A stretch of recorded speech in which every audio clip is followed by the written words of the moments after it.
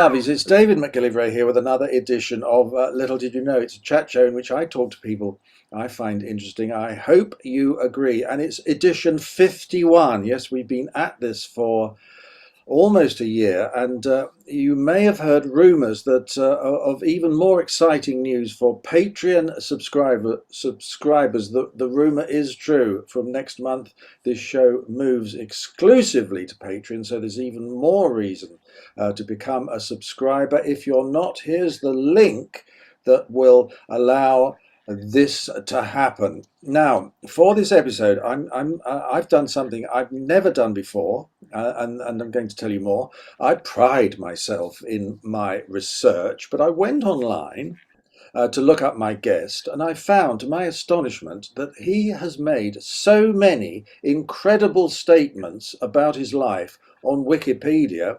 Basically, I just want him to tell us more about those. This is probably going to take up most of the show, and I don't think you're going to be disappointed. He began as a musician, he then became a writer. He is the man behind Dirty White Boy. Now, this was originally Shops, it became a book, then it became a play. He has now reinvented himself in Florida as Ernest Hemingway, or at least that's what he looks like. Will you please say hello to the very wonderful, it's Clayton Littlewood. Hello, David. Thank you very much for inviting me. I'm very honoured, very flattered.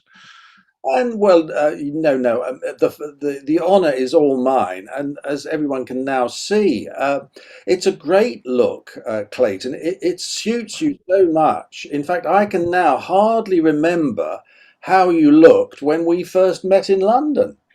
Yeah, the funny thing is, I can't really. Well, actually, I can. I look at old photos and cringe, as we all do, going all the way back to my teenage years, first moving to London, when I had long, crimped, black dyed hair and walked around smelling of Silvercrin hairspray.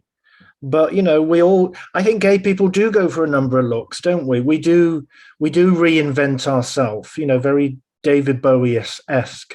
That's the very nature of the culture that we live in. So this is my final incarnation, I think. Do you reckon this is the last look for Clayton Littlewood? Well, I think so. I can't see myself moving on to another look at this age. So I'll probably be one of these dinosaurs that I remember when I lived in Earl's Court when I was in my early 20s. And I saw these old clones walking around thinking, oh, I'll never turn into one of them. And here I am. I'm the new clone. These things tend to creep up on you. Clayton, we are going to talk about a town I think you just mentioned there. You grew up in Weston-super-Mare. Now, here's something you may not know, and that I've been to Weston-super-Mare as well, and I tried to explore the derelict pier, which turns up in the current edition of Private Eye. So there it is. Yes.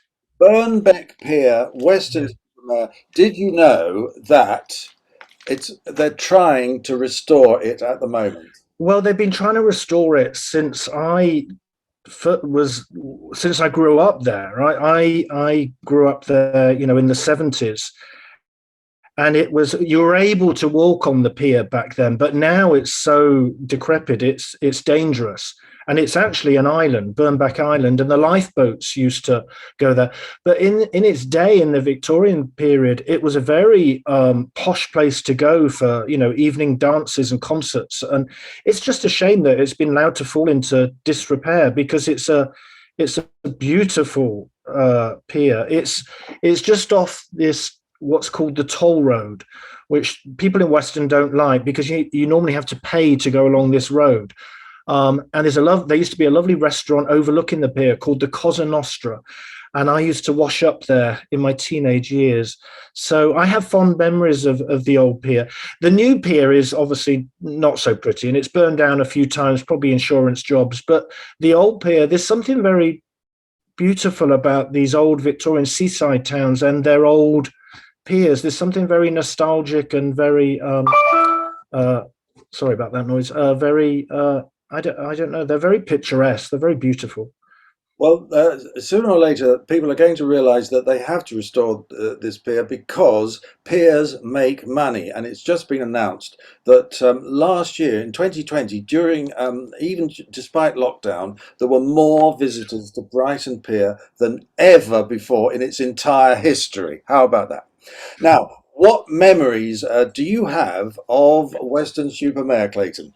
Well, I came out, I knew I was gay at about 12 years old, but I didn't really come out till I was 19. But it was very difficult growing up gay in Weston-super-Mare in the 70s. There was no internet, there was no gay film or gay books, or the culture revolved around evening dinner parties, and there was one gay bar, and it was called the Britannia, and it was only gay one Sunday of every month, but only on one side of the bar. And you had to really sneak in there to get in so that you wouldn't get beat up. It just shows you the strength of sexuality that you'd put yourself through that, the fear of getting beaten up. And it was right next to the Playhouse Theatre. So there were always a couple of aging old clones, queens there, and old end of the pier acts. Frankie Howard's boyfriend used to go in there because Frankie Howard used to live not far away from there. And that's where I actually discovered the scene. I heard about this mystical place called Soho and Heaven, and where you could walk hand in hand with your boyfriend. And once I heard about that, I just knew I had to escape that town. You wanted to escape to London as soon as possible. You did. I mentioned your musical career briefly at the start of this show. I had no idea that it would be possible to listen to your record, but everybody can. It's on YouTube. Okay, so you formed Spongefinger. You recorded "I Love to Be Queer." Okay, was this your voice on the record? And how old were you when you formed this group? I think I was 20. Um, uh, I also did a record called Last Night I Dreamt I Was Julie Andrews. And I remember going to New York on my first visit, and she was appearing in Victoria, and I wanted to give her a cassette tape of this song. So I flew to New York, but the day I got there, Julie Andrews left the cast and Raquel Welch took over. And I thought, oh, I don't want to meet her. So I picked up the phone book and I thought, well, who else do I want to meet? I want to meet Quentin Crisp. And of course, he was in the phone book. So I phoned him up and he answered, hey, hello. And I said, look, I've come all this way to see Julie Andrews, but she's not available. So you were next on my list.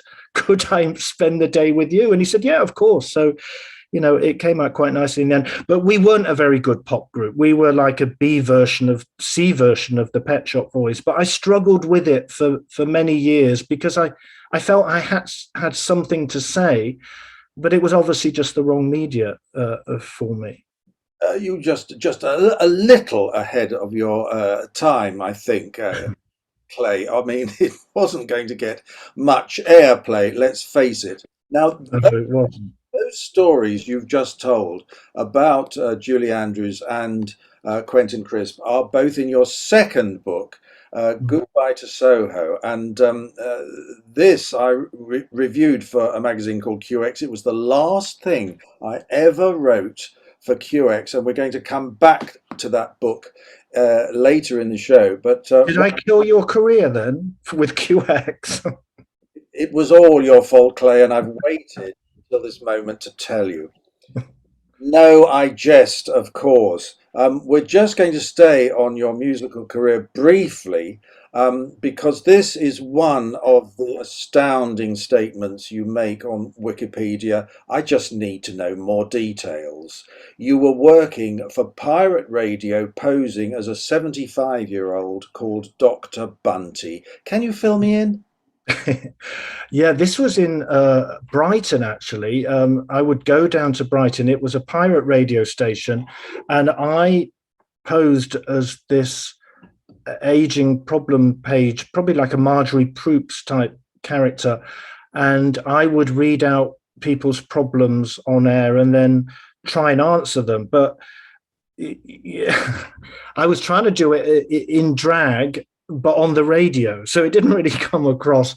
And it was a bit chaotic. And I had actually write a lot of the questions myself and then come up with the funny answers. So yeah, it was Dr. Bunty's problem page. And it was just probably one of the many incarnations of when you think you've got something, a creative gene in you, but you just don't know how to express it. So you try a number of different media and probably a lot of media with no success. And then one day you find something, you think, okay, I think this is me now. And people seem to get it. And they never got anything I did before. So Were you just an agony uncle on this, or were you a DJ as well? it wasn't an agony uncle, it was an agony arm. Um, Bunty's female, sorry. Yeah, and it was kind of based a bit on what's her name from Wood and Walters, who would sit in the chair and get drunk. Patricia. Um, Uh, okay, this is Patricia Routledge. yes, I kind of imagined myself as her sitting there taking people's questions. Um, so yeah, it's funny you bring that up. I haven't thought about that for years. Uh, But remind you, but just or remind us, were you spinning discs as well? yeah, I was spinning discs as well, not very successfully. I didn't actually mix the songs. It was kind of one finished, I would read a problem out and then, be trying to put the next record on while I was coming up with some what I thought was a witty answer. Okay, Um, so that wasn't for you. You discovered no. that. You also had a very brief relationship with television. So, what would happen if I mentioned a program called Roots? Oh, me and a friend of mine called Joe Pearson, we wrote a 10 episode comedy series about a very demented hairdressing salon, and we called it Roots. And we thought when we were writing it that it was hysterical. We just loved writing it. We went backwards and forwards and coming up with all these crazy characters. And I remember we sent it to the BBC and they sent a letter back saying something like, "This is the most disgusting piece of filth we've ever read. Do not contact us again." Which, really upset me at the time. But maybe that, it was, before League of Gentlemen and all that. And I suppose it's a bit of a badge of honor now.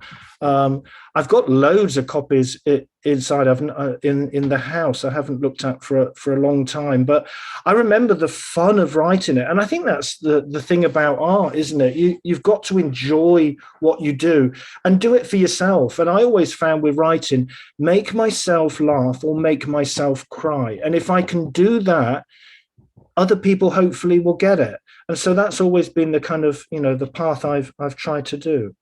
You, of course, got there in the end, but in 1999, the world wasn't quite ready for you. That quote is word for word, as it is on Wikipedia. This is the most disgusting piece of filth we have ever read. Can you just give us an example of what might have been to the BBC so disgusting? I think there was one scene where there were a team of Olympic German female shot putters in town, and they all came into the salon to have number one haircuts, and they ended up in a mass orgy in the shampoo room, which I kind of thought was, quite funny scene because I'd never seen that on TV before. And probably there's a good reason why you don't. But that was kind of the thing that we tried to come up with the most disgusting things that would happen in a salon, and we were trying to be in this writing partner. I think we were trying to shock each other with each, and it's like, oh God, he's written that. Well, I'm going to outshock him now with this. And then I remember my friend Joe, who I was writing with, said, "Okay, well, if we're sinking to this level, I'm coming up with this." So. Oh, Clayton, I know where you're coming from because I've tried to push the envelope as well. I know you have. I know. Tell me, Clay, what happened in 2004 when you went to South Beach? I It was my last night. I'd been going to Miami for New Year's for quite a few years because it was the in place to go back then. It was also the time of, there was a lot of guys with HIV partying a lot because they thought their time might be up. And so I'd been going since the late 90s. But this particular time, it was on my last night on holiday. And, as gay men, we have sometimes these shallow holidays where if we don't pick up, it's like a ruined holiday. And I remember I don't have those. I don't feel that now. But I remember at the time, like, oh my God, it's my last night. Should I, be sensible and go to bed early so I get my flight in time tomorrow? Or should I go out one more night? And it was that split second decision, which seems so meaningless. And yet when you trail back into your life of how I got here today. Sometimes it's not the big things in life that get you where you are. It's these little tiny incidents. So I decided to go out that night and I met my husband and we stayed in contact and it changed the whole direction of my life. And I wouldn't be here now if I'd have stayed in and been sensible. I wouldn't be here now talking to you. So, thank God I'm not a sensible person. Uh, yes, you met Jorge, and this is the Yeah. nub of our conversation because now you tell me he already ran a shop called Dirty White Boy, and this was, I think he'd moved it from one town to another. Tell me more. Well, he had two shops. He had one in Rehoboth Beach, but the main shop was in Provincetown. And I'd never heard of Provincetown. So for 3 months of the year, when the town closes down, he was in Miami, which is where I met. He invited me over to Provincetown. We'd stayed in contact. And this was in the days of AOL Messenger and where you downloaded a photo and it'd take 10 minutes before it downloaded. You got as far as the chest and you think, oh my God, what's to come? Oh, they've got their swimsuit on. So anyway, he invited me over to P-Town and it's such a magical town. I caught the Cape Air flight from Boston. It's a little tiny 10-seater plane. I remember landing in this field. The pilot got out, gave me my suitcase, and then he flew off. And I sat on my suitcase in the middle of this field thinking, where the hell am I? What have I done? This was a one-night stand.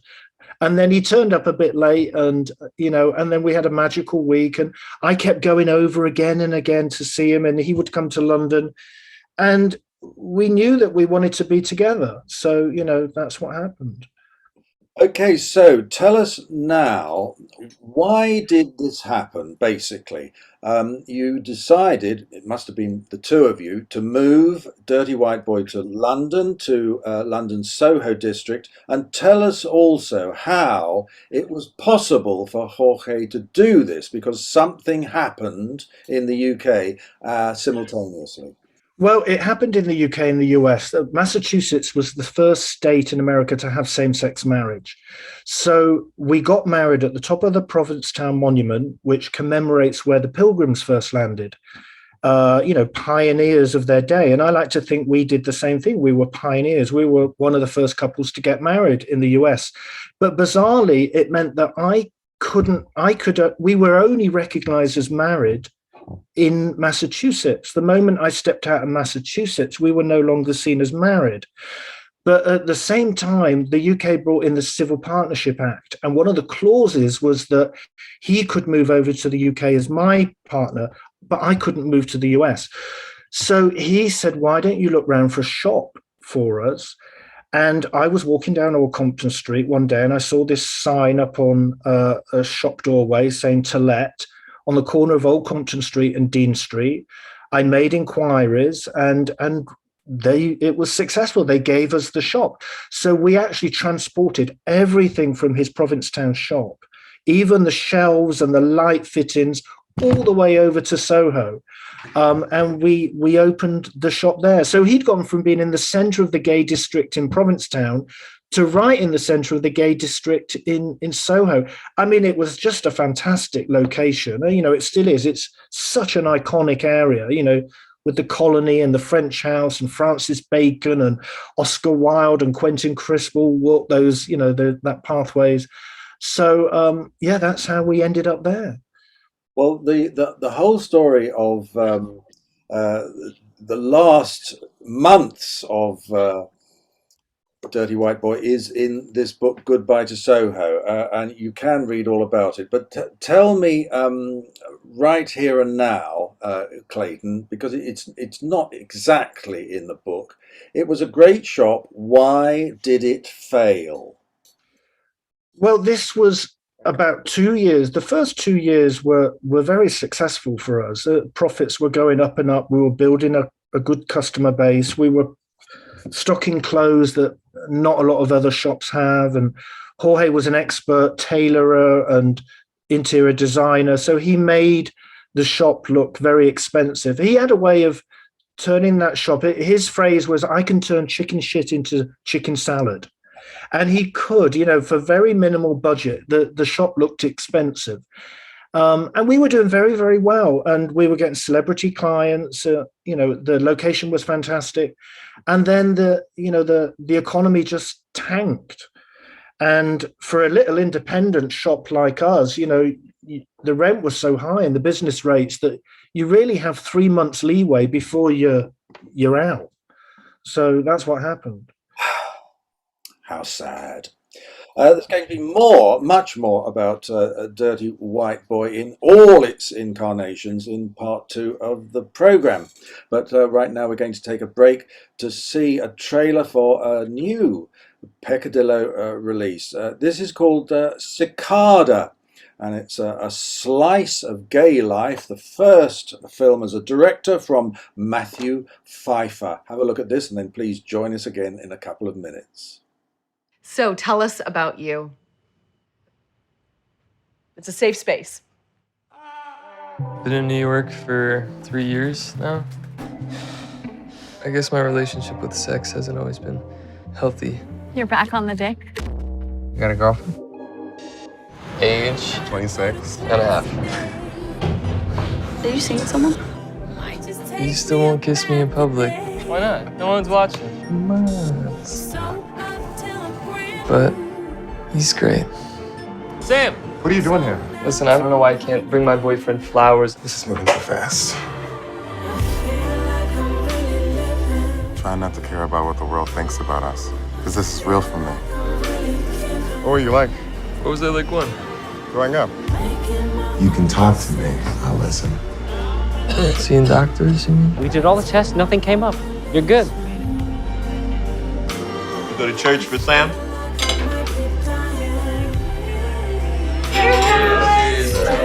Am I the first black guy you ever dated? What was that supposed to mean? I hope everything works out.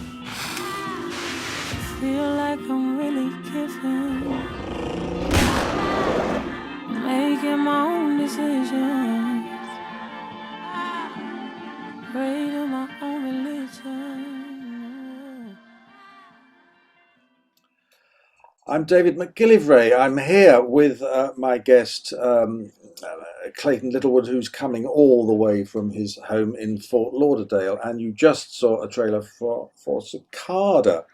It's a brand new release. It's only played festivals in the UK up until now, but it's released to cinemas in January. Have you come across that film, Clay? I'm afraid I haven't. No, I haven't, but I will check it out now you're name checking it. Well, watch out for it, because the reviews are absolutely astoundingly good. I can't wait to see it myself. Now, we were talking about your shop, Dirty White Boy. Unfortunately, it closed, but it led to other things. Now, what I must tell everybody now is that all the time, probably, that you were running this shop, you were observing life in London's Soho district. Dirty White Boy was right in the heart of Soho in Old Compton Street. And I know you keep a diary. You started using your diary to write stories. Now, where were these first published? Can you remember MySpace? I've always kept diaries during brief periods in my life, the start of a relationship, the end, when something sad's happening, something that's had a big effect on me. I've always kept a diary. And I always felt that our time in that particular location was going to be short. I think it was because we were enjoying it so much that I thought this can't possibly last. We're meeting all these fabulous writers and artists and actors and, musicians, because everyone descends on Soho sooner or later. So, I just thought this can't last. I need to document it. So I started to write a daily diary on MySpace, and where I was positioned in the shop, especially at night when all the lights were off in the shop, I could see out, but nobody could see in. So I was almost like sat in front of a cinema screen, observing all these drug deals going on, and pimps and prostitutes and rent boys, and there were so many characters on that street to write about. I couldn't write about it fast enough. So I was writing this daily diary and posting it on MySpace, really back then, not even thinking anybody's reading it, trying to entertain myself. And like I said before, make myself laugh or make myself cry. They were the two things I was aiming for with my writing. And I thought, if I can achieve that with myself, maybe other people will latch onto it. But I was very fortunate. It was a brief moment in time, and Soho was my muse. You later read some of these stories, I believe, with your actor friend David Benson, a brilliant actor who does marvelous impersonations of Kenneth Williams and Frankie Howard. But this didn't end well either, did it, Clay? No, I started to do some book readings, and I've been to many book readings, and they can get a bit boring because, you've read the book and you're hearing it again. So I thought, well, you know what, I'll ask David Benson to join me. And I'd actually tracked him down on MySpace because I'd been to see his Kenneth Williams play many years before, and I thought he was a genius. So I kind of stalked him, and we became friends. And the book readings I did, I would narrate and he would do all the character voices. And it went down very well, and we were invited onto the BBC Radio a few times, and then we were kicked off one day and actually taken out of the studio by the security. I think because we'd mentioned cock and bumhole a bit too much, and even though it was late at night, it didn't go down well apparently, and so we were banned from the Beeb because of cock and bumhole. Just tell me how it happened, Clay. You mentioned these forbidden words, and then suddenly what happened? The presenter, Well, that's all we've got time for. Yeah, the presenter immediately closed down our mics, put on a record, and then I heard as we were being escorted out, I'm afraid our guests have had to leave quite suddenly, and we would now like to move on with another song. So I think it was actually the word buggery that they didn't like, which is in the dictionary. I didn't think it was too graphic, but I think as well, me and David were acting a bit like naughty schoolboys, and we wanted to push the envelope a bit and see how far we could get. And, we ended up on the doorstep. I can imagine what went on, Clay. Yes. Anyway, these stories eventually became part of your first book, which is called Dirty White Boy. Now, you chose to launch this book at the Colony Room. You mentioned it briefly earlier. Now, last year, I went in between lockdowns to an exhibition about the colony, and I saw all kinds of photos that I'd never seen before. I'm fascinated by this drinking den, which I think had been in existence since the 1930s, again in the heart of Soho. Why did you want to launch your book there? Well, my husband wanted to do it at somewhere like Soho House because he thought it was glamorous, but he didn't know the history of Soho the way I did. And I said, it has to be the Colony. The Colony is the most influential artistic spot, drinking spot in Soho, and it was near to closing down actually. So I think the last event that they did there, and it was very rowdy. There was a lot of heckling, as you expect there, a lot of people drunk, and it was a small little venue, but the history attached to that place with Muriel Belcher and Francis Bacon and that film Love Is the Devil? Love is the Daniel Craig one. For me, it had to be in the Colony. And bizarrely, then the next, and then the Colony closed down. And so for my next book, I did the launch at Madame Jojo's, and then that closed down. So it was almost like my books were the kiss of death for any venue. It sounds as though there's some sort of jinxing going on here, Clay, but of course it's not true. Before we move on to your second book, the one I did review, we have to mention the fact that your first book was turned into a play in which you starred. Now, how did that come about? Well, that came about from the book readings with David. One day, his producer was at one of our book readings, and he said to me afterwards, Clay, why don't you turn this into a play? And I thought, oh, yeah, that'll be easy. Okay, then. And of course, it was, a lot harder than that. But the way the book was written, there was so much dialogue in there that really it was just a case of keeping the dialogue and taking everything else. And I'd followed quite a few character lives in that book. The more they came into the shop, the more they became characters, the more of their stories came out. So it was a case of pulling out the main characters, fleshing them out. And then the producer said, well, I'm going to put it on in the West End. And I thought, oh, great. And he said, and you're going to be in it, which scared me to death because I'd never been on stage like that before. So I ended up narrating the play on stage all throughout, and then David came in as a succession of different characters throughout the play, which is what he's fantastic at. It was one of the most nerve-wracking experiences of my life. I lost so much weight and spent half the run on the toilet. But I look back on it now and I'm kind of proud of it. I wasn't at the time. I just wanted to get through it.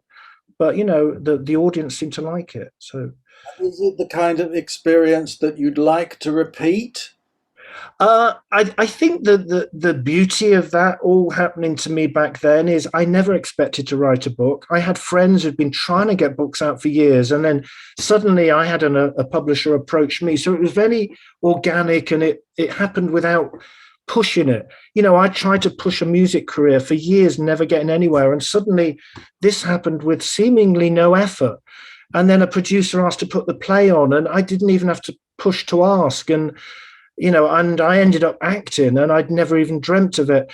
So sometimes I've realized that the things we really, really want in life, we sometimes don't get, but the things that can happen and change our life are things that happen seemingly without too much effort, but hopefully with a bit of skill attached, but without too much effort. I think clearly it was all meant to be, Clay.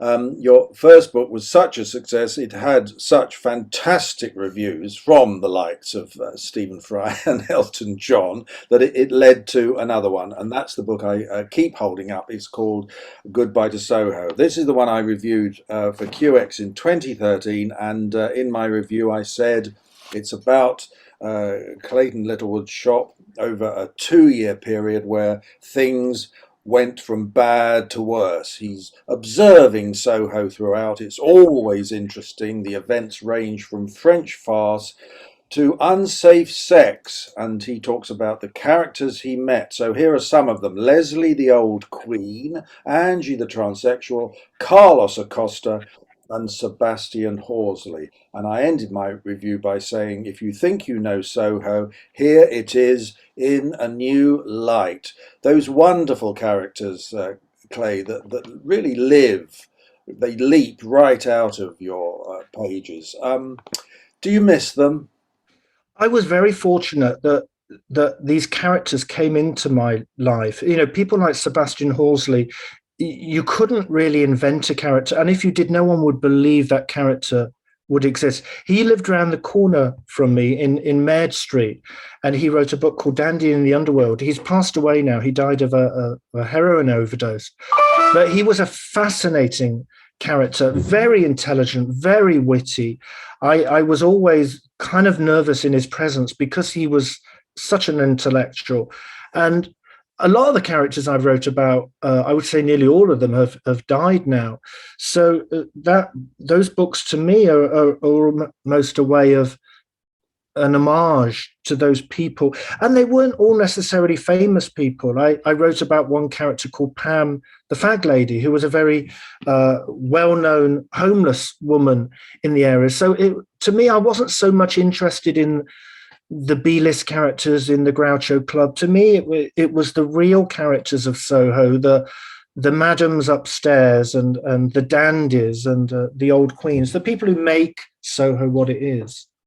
Do you miss Soho? Well, I wrote that book called Goodbye to Soho because to me, it wasn't just our goodbye. It was goodbye to some of the characters who died. It was goodbye to, obviously, our shop, but it was also goodbye to the Soho that I'd grown up with since the 80s when I was first going to Soho, because I had this big affection for Soft Cell and Mark Almond. So it was, I remember calling it Goodbye to Soho, and a few people say, why are you calling it to goodbye? I said, because Soho's changing. I said, the brothels are being shut down, the chains are moving in, the independents are going, and it's bringing in a different crowd of bankers and investors. So I could see a change even back then. So the time had come to move on again. So tell us, Clay, when did you move to Fort Lauderdale and why? Well, my husband Jorge died in 2000 and 6 years ago now. He died. He passed away, and my previous partner had also died about a year before, and it was very difficult for me to live in the same apartment, surrounded by all these memories, and I could see myself sinking into kind of a depression looking back now. And I knew that the only way I could get out of this was to completely start a new life and a new chapter. And I was very lucky, as the widower of a US citizen, I qualified for a green card.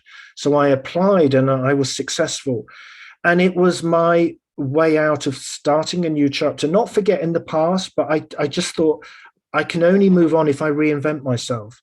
So I went back to the gym, I grew a beard, I changed where I lived, I had new friends. I was in a new country with a new look. Everything completely changed. I mean, actually, the house I live in now is a replica of what I lived in London. So I didn't lose everything, but it felt like I had to reinvent to survive. Did you wake up one morning, decide not to shave, and then become a member of the bear scene? I suppose I was a late addition to the bear scene. I grew some sideburns, and weirdly, when I was younger, I never used to like my grey hair, and I used to dye it, and it looked awful. I remember my first partner saying, please don't dye it anymore. You look like Dot Cotton. So I ditched the grey, and funnily, it suddenly attracted a whole new crowd of people. It's like, oh my God, I didn't realize this. I would have grown a beard long before. And of course, where I'm living now in Fort Lauderdale, I'm in a town of a city where age is actually worshipped over here. It's a very strong gay community. We have the Stonewall Library and Museum, and I run their book club, and it's a very, very supportive scene over here. And this is the look. So I've kind of morphed into that. It is a great look, Clay, and the white hair is so distinguished. Mm-hmm. Tell me, Clay, who is Guillermo? Guillermo is my kind of partner. We live together. We've lived together for quite a few years. He's been my rock the past few years while I've been here. It's weird because when I moved here, I thought I'd never want to be in another relationship. I've had my relationships. I've been married. Now is the time for me to invest just in myself and stay a single person. But of course, when you think like that, that's becomes probably more attractive to other people when you're not interested in other people. And there've been moments in my life where I've been begging for a relationship and could never find one.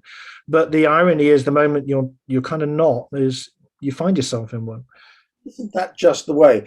And before we move on, tell me, who is Chip Wright? Oh wow, you've done your research, haven't you? So Chip, I was speaking to a few minutes ago, just before we came on this call, and we were deciding what to wear for Halloween, and we've decided to go as the two girls from The Shining. So he's ordered triple XL dresses for us, and it's my job now to find the wigs. If only I could join you at that party. Because of course Halloween is huge over here, you know. Too well. I know the answer to this, Clay, but you tell me, what do you do in Fort Lauderdale? Well, I go to a lot of pool parties. I socialize quite a lot, but I was working for Stonewall Book Club and Library. I volunteered there. I was volunteering at another gay charity. And then a realtor friend of mine said, would you come and work for me? You know, you've got the look for this town. You've got the accent. You can communicate very well. You're going to be a hit in this town, in this field. And of course, the economy, you know, was quite tough. And I thought, you know, I need to pay the bills. So, yeah, I've ended up now as another incarnation as a realtor. Okay, so this is what we would call an estate agent. Yes, which has a bad name in the UK. And I've always put that up when I've heard about it. But over here, it has a very different name. Splendid. I'm glad you're gainfully employed. Now, the reason we got in touch, Clay, just a few weeks ago is that I read one of your posts on Facebook which announced that you had decided to become a US citizen. Now, I want to know more about this because either in that post or one that you posted around the same time, you said about life in America, it can be scary. I have moments of feeling lost. So what's going on? Funny enough, I had my citizenship interview last week and I passed. And in a couple of weeks, I have the ceremony when I'll be officially American. But I will keep a dual citizenship with the UK. I think that what I meant by, I do feel lost here now and again. It's an overwhelming culture. Is very extreme. The religion is very extreme over here. There is a lot of gun violence. There is a lot of hatred. You're either on one side or the left or the right. There's nothing in the middle. And culturally, I started to question, and I do feel a bit selfish about this because there's a lot of people would love to be able to live here. But as it got closer to my interview, I started to feel that, well, where is my home now? Is home with my family? Is home here with my gay family? And am I still British? And then what does it mean to be British? So I try to hold on to as much Britishness as I can. And for what reason, I don't really know, but I just need to anchor myself. I don't want to become too lost in this mass culture that can overwhelm you. And I need to retain something of my individuality. I stopped myself for a long time saying gas instead of petrol, because to me, gas comes out your ass. And so when I used to say petroleum or petrol, people would look at me like I was an alien. So I really try and retain as much Britishness as I can. And somebody else told me that Americans have no idea what a lorry is. We're coming to the end of the show, Clay. We are going to continue this conversation, though. There's a lot more things I want to talk to you about, and I'm going to get very serious indeed, but only on Patreon. If you're a subscriber, you know what to do. Join us. You'll find us waiting for you. And if you're not a subscriber, as I mentioned, there's even more reason to become one right now. Here's the link which will enable you to become one of us. Before we go, Clay, any plans for coming back to the UK? I would like to come back as soon as I can, but it depends what the COVID restrictions are. I felt very isolated from my family that I haven't seen for about a year and a half. I mean, Zoom and FaceTime is all very well, but I think that's another reason why I felt this displacement. It's like I was becoming nearer to becoming American, and yet I couldn't even go back to my family just to get a taste of the West Country roots again.